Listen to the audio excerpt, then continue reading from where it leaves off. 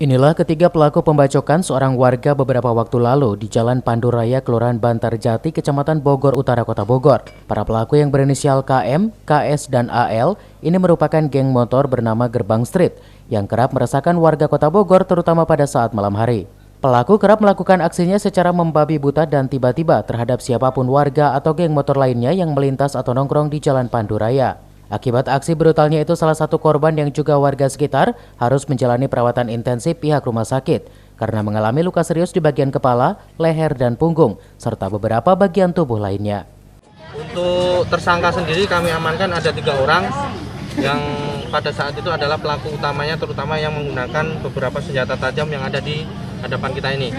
Kemudian untuk korban sendiri ataupun korban sempat tidak sadarkan diri, makanya ada beberapa kali kita melakukan pemeriksaan di rumah sakit karena kondisinya memang kurang masih kritis gitu.